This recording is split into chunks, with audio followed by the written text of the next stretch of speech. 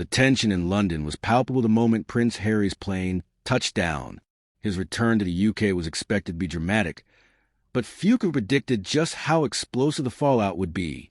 Cameras were already in place at Heathrow as the Duke of Sussex, walking with a familiar mixture of defiance and unease, made his way through the arrival's gate. Reporters clamored for quotes. Bystanders shouted both cheers and jeers. But the most piercing absence was the one that dominated every headline within hours. The Princess of Wales, Kate Middleton, made it clear she would not welcome Harry back. This was no subtle gesture or palace rumor. It was a deliberate point of refusal. Royal aides confirmed that while King Charles and Prince William had scheduled limited meetings with Harry, Kate had no intention of seeing him. In the world of royal protocol, where even small gestures carry weight, this was a seismic rejection. Kate, the woman long viewed as the monarchy's most diplomatic figure, had drawn a line in the sand, and it was aimed directly at Harry. For Harry, who had once referred to Kate as the sister he never had, the snub cut deeper than any tabloid headline. Their relationship, already strained by his bombshell memoir and Netflix documentary, now appeared shattered beyond repair. What made the situation worse was that this wasn't framed as a misunderstanding or scheduling issue. It was presented as a conscious decision by the future Queen of England. Kate's refusal sent a clear message. Harry was no longer welcome in her world, and by extension, in the heart of the royal family. The news hit Britain like a thunderclap. Commentators described it as a defining moment in the ongoing rift between Harry and the monarchy. If Kate won't forgive him, one royal insider told the press, then reconciliation is impossible. She is the family's anchor. Her refusal means the bridge is gone.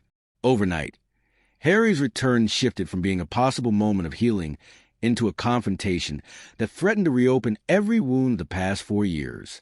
The question was not why Kate refused, but why she chose to make it public. For years, the Princess of Wales had been the quiet diplomat of the family, smoothing tensions between William and Harry during their younger years, and carefully avoiding drama when Meghan Markle entered the scene. But after Harry's accusations, calling William hot-headed, accusing Kate of coldness toward Meghan, and painting the royal household as cruel and indifferent, Kate's patience had run out. According to palace insiders, the final straw came during the promotion of Harry's memoir Spare. In it, Harry described a private disagreement between Meghan and Kate over bridesmaids' dresses. He portrayed Kate as rigid and unsympathetic, a depiction that humiliated the future queen and sparked outrage among her allies. Kate, who had maintained public silence through years of barbs, was reportedly furious at being dragged into Harry's narrative yet again. She feels he has betrayed her trust repeatedly, said one source. Why should she welcome him back now? Harry, meanwhile, seemed unprepared for the ferocity of the backlash. His return to Britain was already delicate, coming at a time when his father's health was under scrutiny and public confidence in the monarchy wavered. By refusing to see him, Kate had not only humiliated Harry personally, but also undermined his attempts to present himself as a man seeking reconciliation.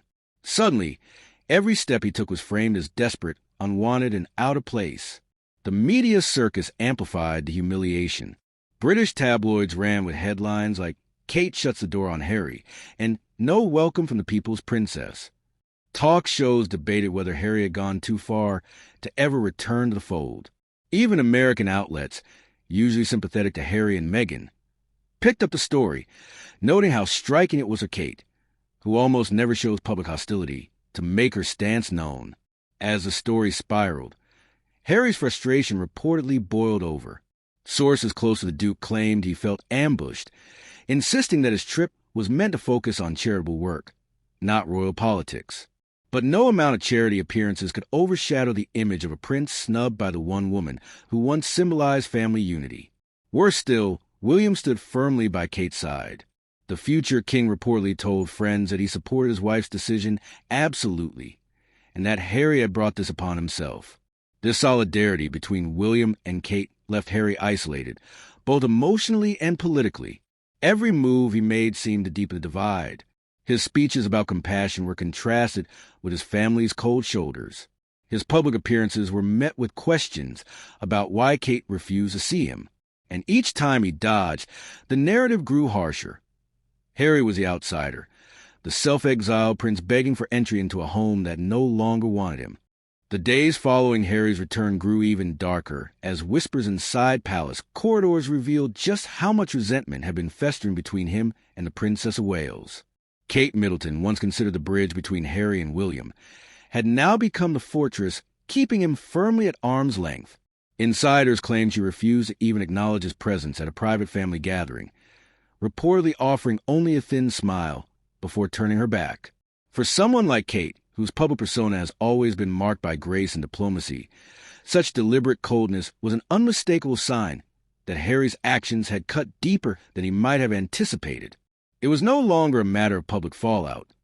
This was a personal war, one marked by betrayal, bitterness, and a deliberate refusal to forgive. Kate's refusal to welcome Harry wasn't simply a matter of royal etiquette. It was a carefully calculated stance, shaped by years of hurt.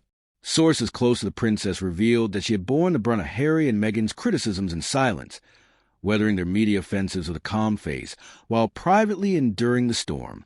The Oprah interview, Meghan's claims of mistreatment, and Harry's bombshell memoir had all piled pressure on her as the future queen consort. Each accusation, each insinuation, left her to clean up the royal image while shielding her children from the drama swirling around their uncle. By the time Harry set foot back in Britain, Kate had already resolved that there would be no warm embrace, no return to the camaraderie they once shared. The tension reached a boiling point when Harry attempted to approach her during a Windsor gathering. Observers claimed he tried to strike up conversation, perhaps to test the waters, but Kate's frosty demeanor spoke volumes. Rather than engage, she excused herself, leaving him standing in the middle of the room as William steered the conversation elsewhere. This wasn't misunderstanding or a coincidence. Kate's refusal to acknowledge Harry was intentional, and the symbolism was powerful. It was the Princess of Wales drawing a definitive line in the sand, telling the world that forgiveness was not hers to give, not when the scars of betrayal were still raw. For the royal family, Kate's stance created a new dilemma. Her refusal to bend meant the family's attempt to appear united for the cameras was unraveling before it even began.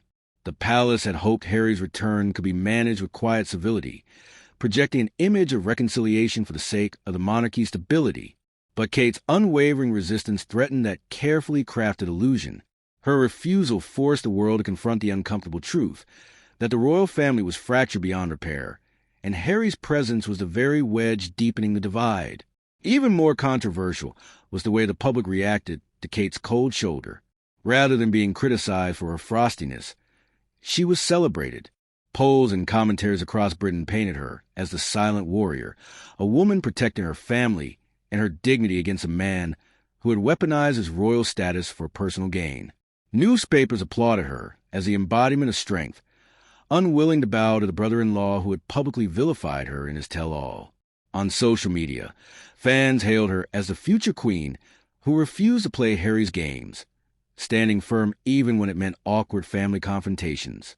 In contrast, Harry's image suffered further, his attempt at reconciliation cast as insincere gestures by someone who had already crossed too many lines.